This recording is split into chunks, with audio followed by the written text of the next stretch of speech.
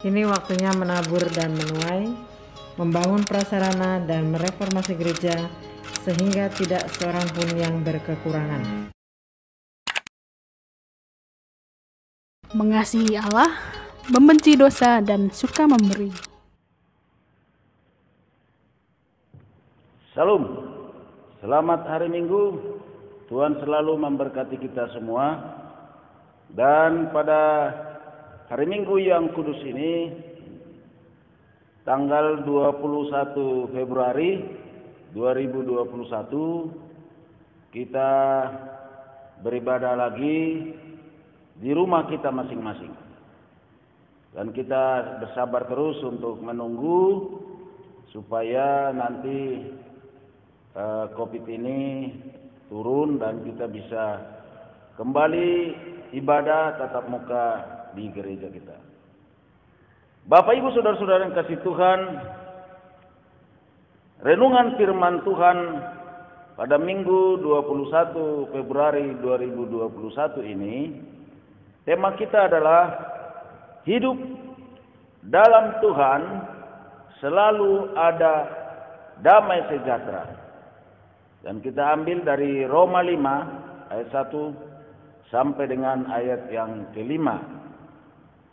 Namun sebelum kita merenungkan firman Tuhan lebih jauh, kita mendengar dulu pujian, layak dipuji, disembah.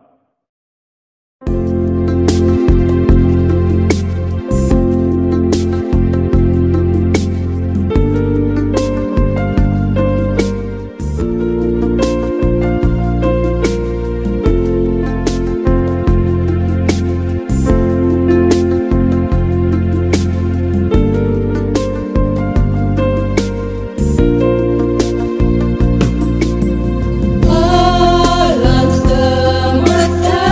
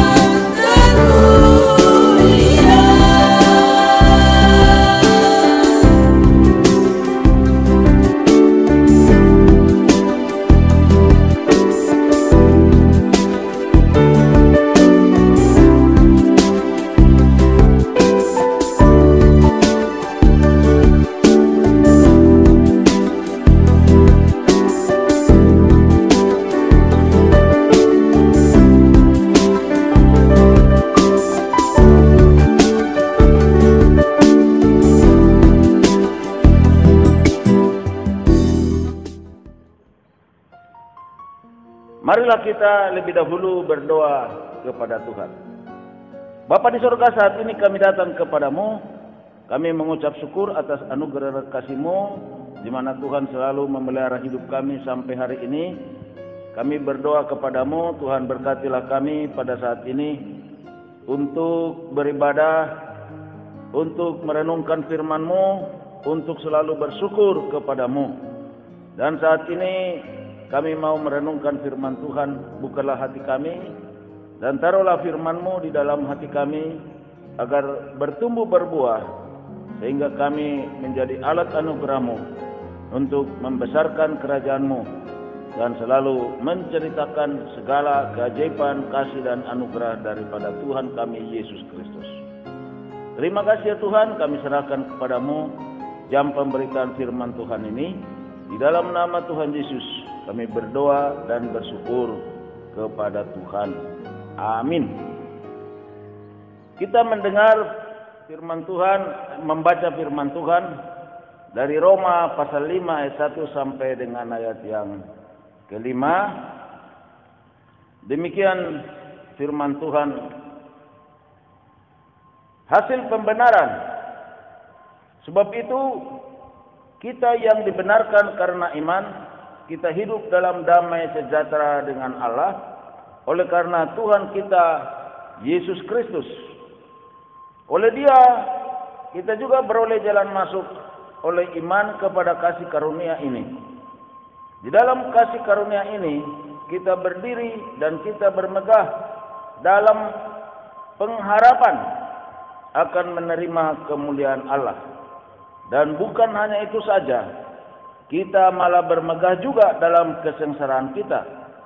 Karena kita tahu bahwa kesengsaraan itu menimbulkan ketekunan, dan ketekunan menimbulkan tahan uji, dan tahan uji menimbulkan pengharapan, dan pengharapan tidak mengecewakan, karena kasih Allah telah dicurahkan dalam hati kita oleh Roh Kudus yang telah dikaruniakan kepada kita. Demikianlah dasar renungan kita pada saat ini. Yang berbahagialah kita semua yang selalu merenungkan firman Tuhan dan melakukannya dalam hidup kita sehari-hari. Bapak Ibu saudara-saudara yang dikasihi Tuhan, maksud dan motivasi saya dengan firman Tuhan ini adalah agar umat Tuhan dapat dengan tenang menghadapi kehidupan di masa pandemi ini. Dan tujuan saya ialah agar umat Tuhan berusaha untuk hidup dalam Tuhan senantiasa. Sasaran saya adalah agar umat Tuhan semua menikmati hidup dalam damai sejahtera. Dan itu juga menjadi sasaran utama atau goal saya. Dan yang kedua dalam sasaran utama atau goal ini adalah agar umat Tuhan sesudah merasakan dan menikmati damai sejahtera itu, kemudian memberitakan kepada orang lain. Dan prinsip rohani kasih tanpa syarat. Dengan kasih tanpa syarat ini, Allah melindungi dan menjaga kita dari kegagalan, serta agar rencana Allah bagi kita jangan sampai kembali kepada Allah dengan sia-sia atau hampa. Dan prinsip rohani ini adalah untuk membangun sikap kita yang kuat di dalam Tuhan. Bapak Ibu saudara-saudara yang kasih Tuhan, hidup di masa pandemi COVID-19 ini, umat manusia termasuk juga banyak umat Tuhan mengalami gangguan hati dan pikiran sehingga tidak ada damai sejahtera. Banyak contoh-contoh yang dapat dilihat bagaimana kondisi dan sikap orang dalam mengantisipasi atau berperilaku agar jangan sampai terkena COVID-19 ini. Misalnya setiap hari di rumah saja dan tidak mau pergi keluar rumah. Memang pemerintah di seluruh dunia ini menghimbau agar setiap orang selalu ada di rumah dan bekerja dari rumah. berbisnis dari rumah. Tetapi bagaimanapun kadang-kadang tidak bisa dihindari bahwa suatu saat ada saja yang memaksa untuk keluar rumah. Apalagi orang-orang yang hidupnya harus bekerja keras, harus mendapat penghasilan, dan dia harus keluar rumah untuk mencari nafkah. Jadi kalau dia tidak keluar rumah, maka tidak ada penghasilan. Ini membuat sangat tidak baik untuk kehidupan keluarganya. Demikian juga setiap menyentuh apa saja selalu mengambil hand sanitizer, dan bahkan juga sering kita lihat orang-orang mencabut uang dari ATM, langsung uang itu disemprotin semua dengan hand sanitizer. Nah, pertanyaan sekarang, mungkinkah hal ini hanya menjaga diri agar tidak terkena COVID-19? Atau termasukkah hal itu ada unsur kecemasan di dalamnya? Kecemasan di dalam hati, pikiran dan jiwa orang yang selalu sangat ekstrim sekali berjaga-jaga. Tentu juga bisa saja hidupnya tidak tenang. Memang pendapat ini masih harus dikaji. Ya, seperti yang saya katakan tadi bahwa setiap apapun benda yang dia pegang selalu dia semprot dengan hand sanitizer. Dan juga selalu berada di rumah.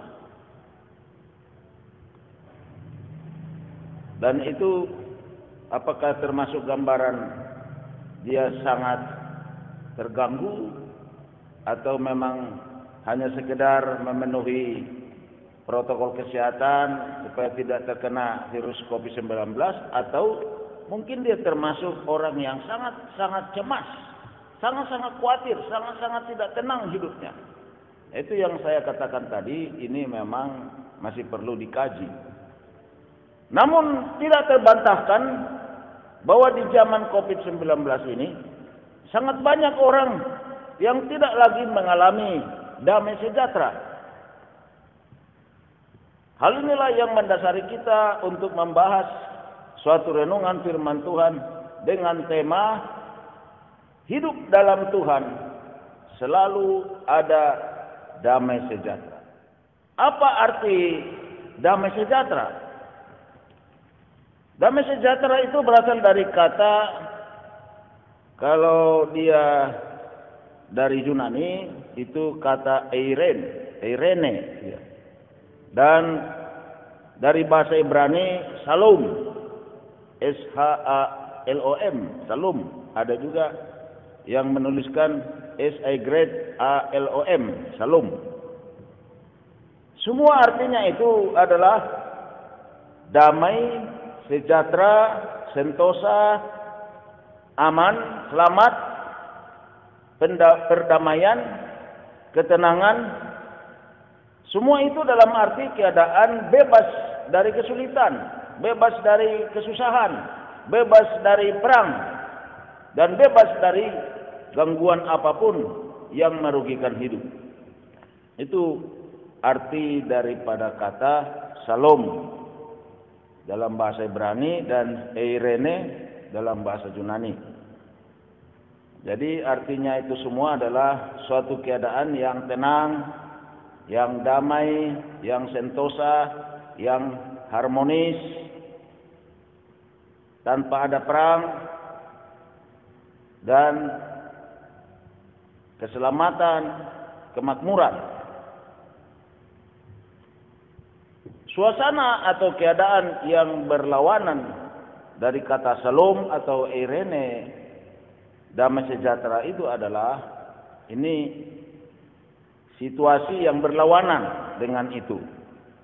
Dengan pengertian Salom dan Eirene itu adalah gelisah, tidak tenang, putus asa, cemas, khawatir, stres, hati yang kacau, keadaan bermusuhan, dan sebagainya.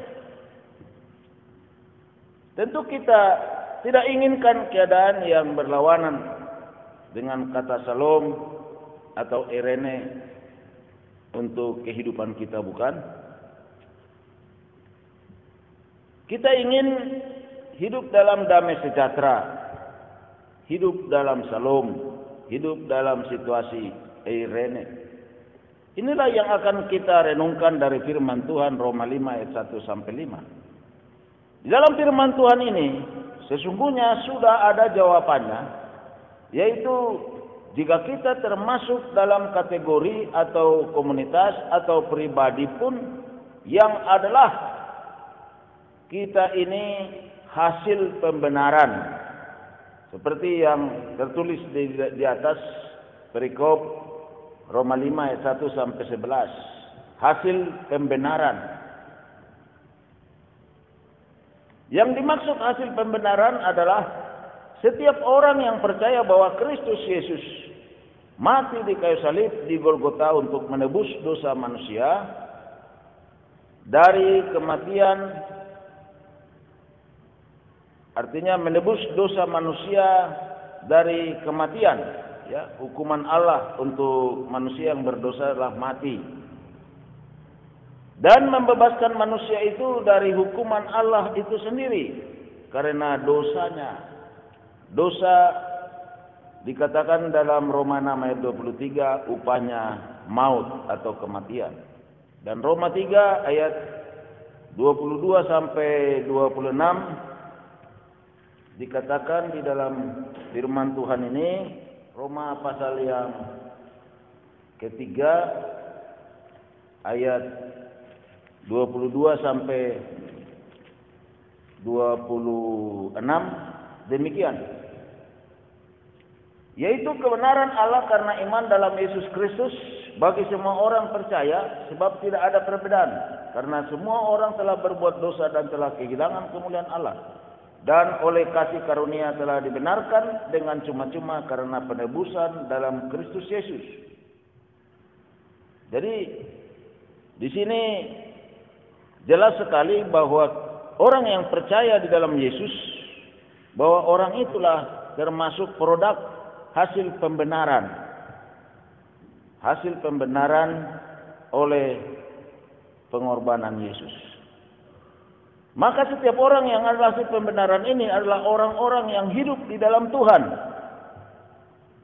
Itu sudah pasti bahwa orang-orang yang percaya kepada Yesus yang mati untuk kehidupannya, untuk menebus dosanya, dia itu adalah orang-orang yang hidup dalam Tuhan. Dan setiap orang yang hidup dalam Tuhan akan selalu ada dalam hidupnya atau selalu menampakkan atau kelihatan dalam hidupnya tiga hal, yaitu tiga hal dalam menghadapi hidup yang bagaimanapun susahnya. Ketiga hal itulah yang menampakkan bahwa hidupnya selalu berada di dalam damai sejahtera atau di dalam pengertian Salom Eirene tadi yang kita baca. Ketiga hal itu adalah, yang pertama, semakin susah kehidupan ini, semakin tekun hidupnya di dalam Tuhan. Itu dikatakan di dalam Roma 5 ayat yang ketiga tadi. Dan bukan hanya itu saja, kita malah bermegah juga dalam kesengsaraan kita karena kita tahu bahwa kesengsaraan itu menimbulkan ketekunan. Jadi semakin susah kehidupan ini, semakin tekun hidupnya dalam Tuhan. Biasanya kesusahan memaksa orang untuk berdoa, bersandar kepada Tuhan. Oleh karena itu, janganlah bersikap di musim pandemi yang sebenarnya sangat membuat susah kehidupan ini, yaitu sikap-sikap menjauh daripada Tuhan, sikap-sikap malas berdoa, sikap-sikap malas beribadah, meremehkan ibadah, dan tidak mau tahu hari Minggu adalah hari ibadah. Dia sibuk saja untuk urusan santai-santai di rumah. Kecuali kalau sampai emergensi dia pergi ke suatu tempat yang tidak terelakkan sehingga dia tidak beribadah.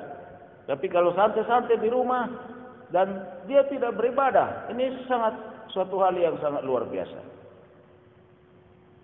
Semakin susah hidup, seharusnya semakin tekun dalam kehidupan rohani. Seperti dikatakan tadi, tekun berdoa, tekun beribadah, rajin beribadah, dan selalu menyandarkan hidup kepada Tuhan. Selalu menanti-nanti pertolongan Tuhan.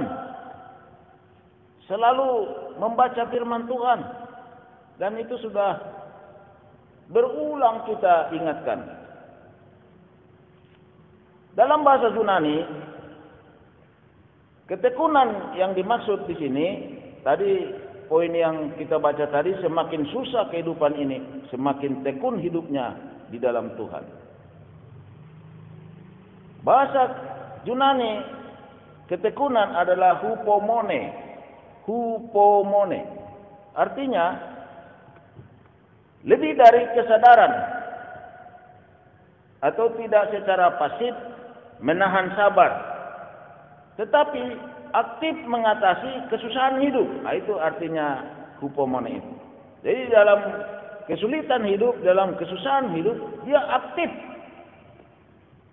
menahan sabar. Jadi arti hupomone adalah aktif untuk mengatasi kesusahan hidup yang datang, lalu kita melihat bahwa apa yang dimaksud dengan aktif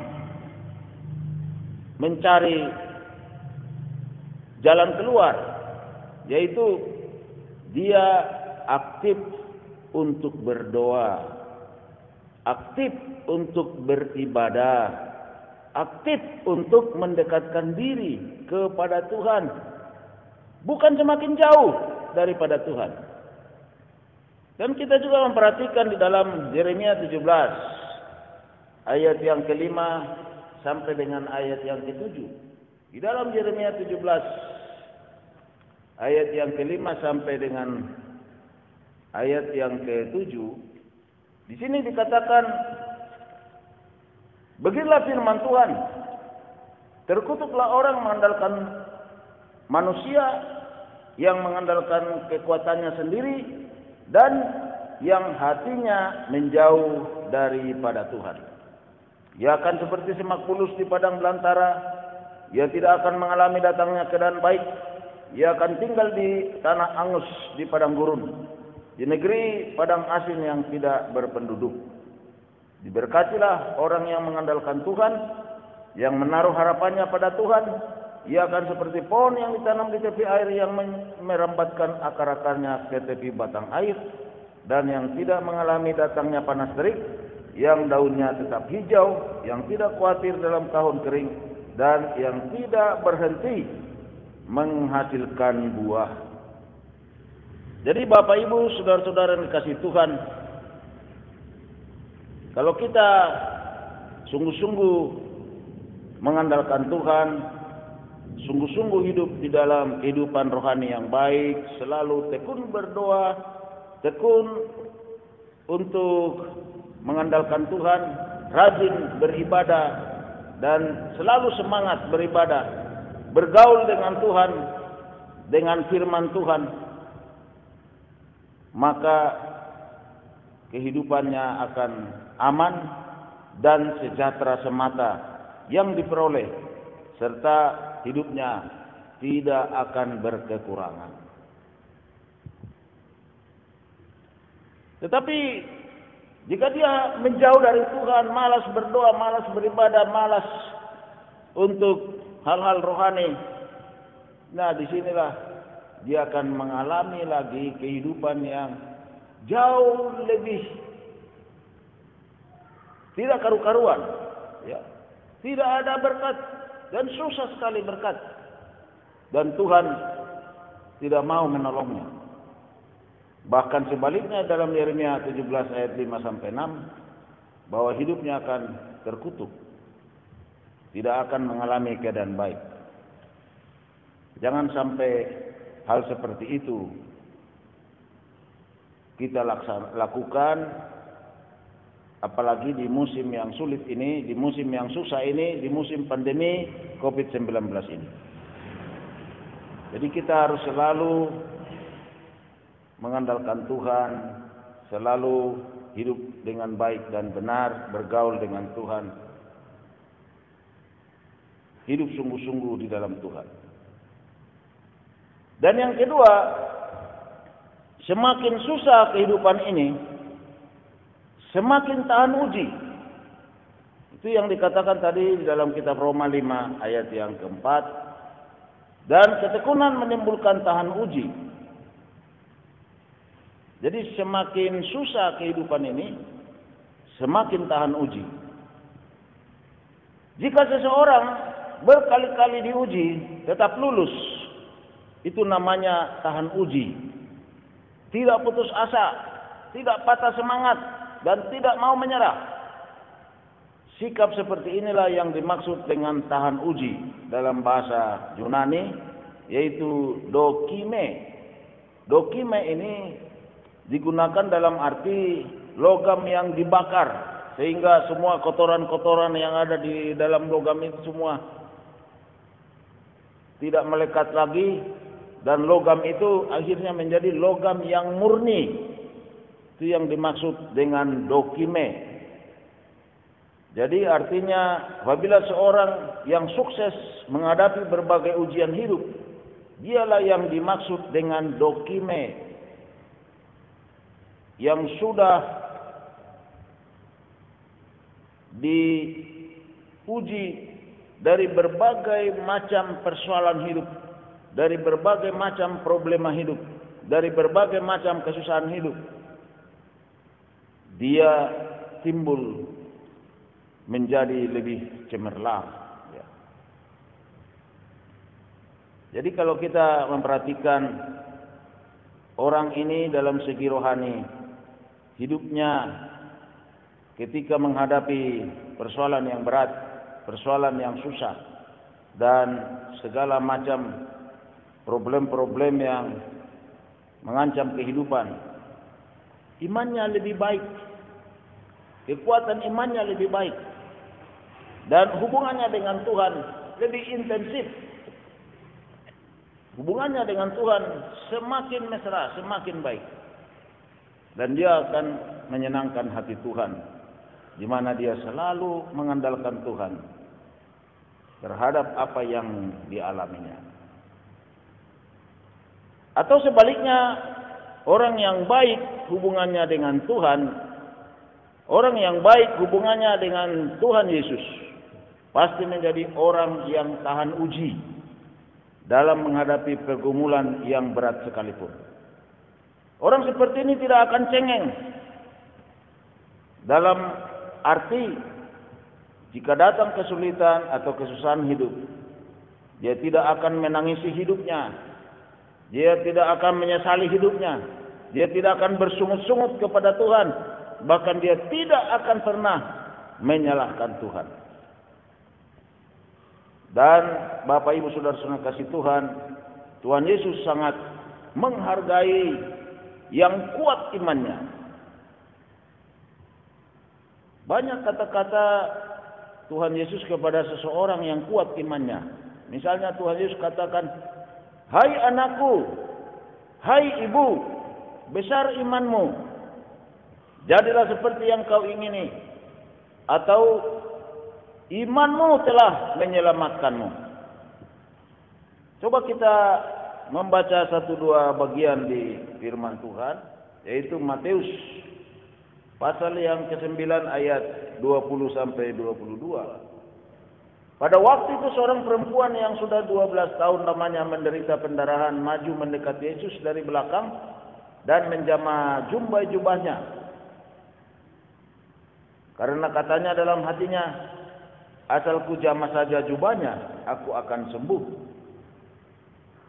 Tetapi Yesus berpaling dan memandang dia serta berkata, teguhkanlah hatimu, hai anakku, imanmu telah menyelamatkan engkau. Maka sejak saat itu sembuhlah perempuan itu. Baca lagi Matius 15 ayat 28. Maka Yesus menjawab dan berkata kepadanya, hai ibu, besar imanmu, jadilah kepadamu seperti yang kau kehendaki. Dan seketika itu juga anaknya sembuh. Yang kuat imannya itu pasti tahan uji menghadapi pergumulan yang berat sekalipun.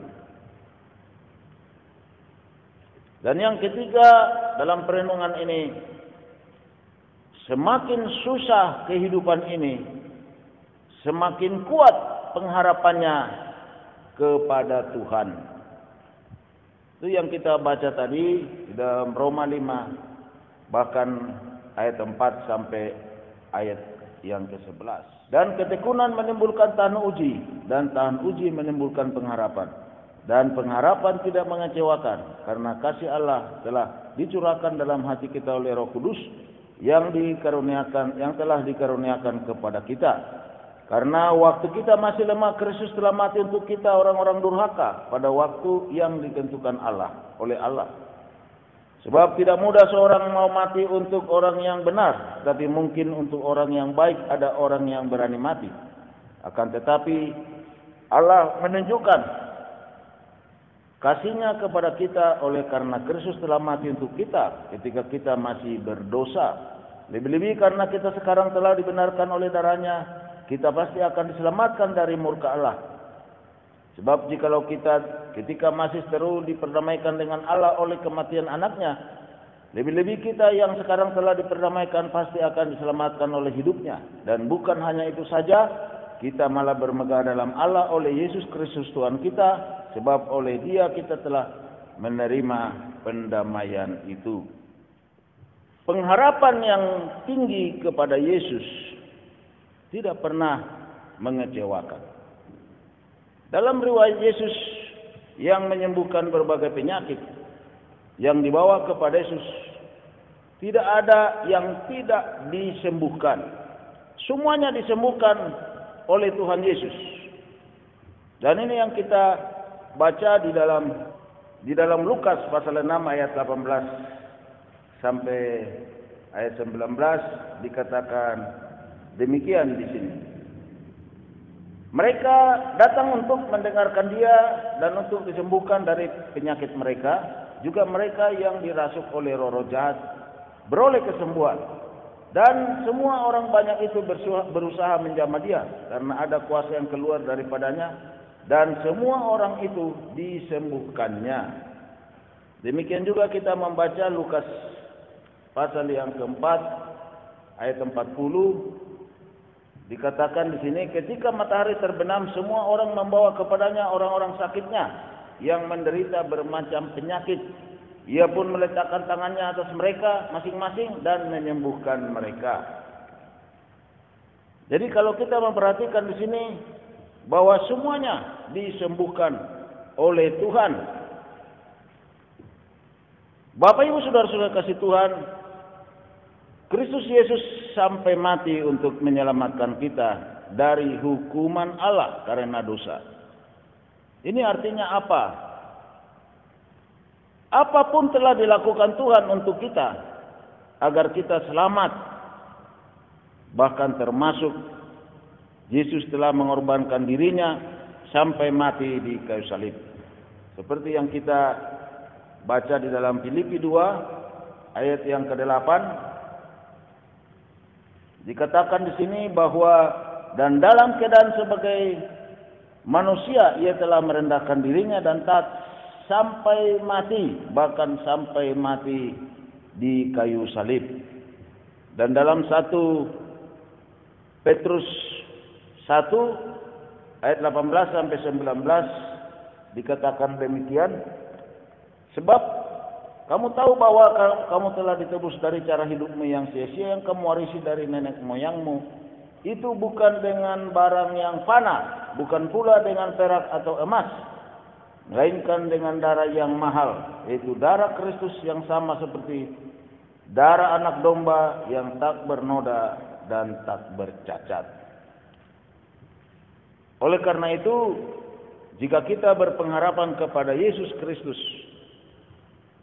untuk menyelamatkan kita dari segala mara bahaya yang menimpa kehidupan kita, kita harus yakin, kita harus percaya sepenuhnya bahwa Kristus Yesus tidak akan mengecewakan kita dan tidak akan membiarkan kita. Bapak Ibu saudara-saudara yang kasih Tuhan, dengan hidup di dalam Tuhan pasti selalu ada damai sejahtera. Damai sejahtera itu yang kita tadi telah pelajari, Shalom dalam bahasa Ibrani dan Eirene dalam bahasa Yunani, artinya damai, sejahtera, sentosa, aman, selamat, ketenangan, pendamaian, dan semua itu dalam arti bebas dari kesulitan, bebas dari kesusahan, bebas dari perang, dan bebas dari gangguan-gangguan apapun yang merugikan hidup. Jadi situasi demikian itu akan ada dalam hidup orang yang hidup di dalam Tuhan. Sebab orang yang hidup di dalam Tuhan, dalam menghadapi hidup yang berat, akan selalu terlihat tiga hal tadi. Yaitu pertama, semakin susah kehidupan ini, semakin tekun hidupnya dalam Tuhan. Dan yang kedua, semakin susah kehidupan ini, semakin tahan uji. Dan yang ketiga, semakin susah kehidupan ini, semakin kuat pengharapannya kepada Tuhan. Bapak Ibu saudara-saudara yang kasih Tuhan, hiduplah di dalam Tuhan senantiasa. Maka damai sejahtera dari Allah akan memenuhi hati dan pikiranmu di dalam Kristus Yesus. Jadi kalau damai sejahtera itu sudah ada, saksikanlah kepada orang lain, supaya orang lain ikut untuk hidup di dalam Tuhan. Amin. Mari kita berdoa. Bapa di surga, saat ini kami datang kepadamu, kami mengucap syukur bahwa ketika kami hidup dalam Tuhan, damai sejahtera akan meliputi kami.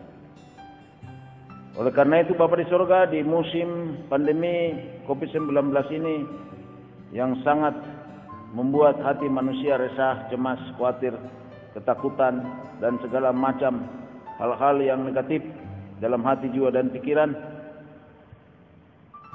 Dan ketika kami berada di dalam Tuhan, kami hidup dalam Tuhan dengan baik dan benar, Tuhan memberi damai sejahtera kepada kami, yaitu suasana tenang, aman, dan suasana sentosa, tentram, suasana yang baik, sekalipun kami berada di dalam suasana yang sangat tidak baik.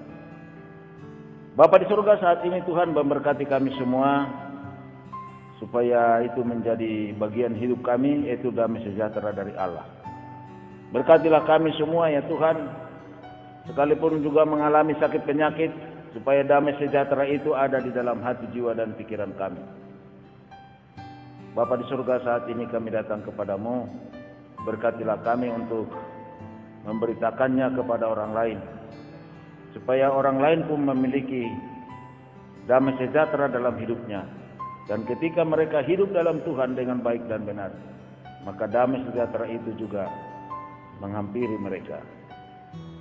Bapa di surga, saat ini kami berdoa, Tuhan memberkati pelayanan kami, memberkati umat-Mu dalam tugas dan pekerjaan, memberikan rezeki yang baik, memberkati juga anak-anak yang sekolah, supaya menjadi anak-anak yang luar biasa, anak-anak yang diberkati Tuhan, anak-anak yang sukses kelak, dan menjadi alat anugerah-Mu, generasi yang dibentuk Tuhan, generasi yang diberkati Tuhan. Berkatilah mereka dengan kekuatan, kesehatan, imunitas, hikmat, kepintaran daripada-Mu. Bahkan berkati yang masih balita, Tuhan memberikan pertumbuhan yang baik, sehat dan pintar. Tuhan berkati anak yang masih di kandungan ibunya supaya nanti lahir dengan baik, sehat dan selamat.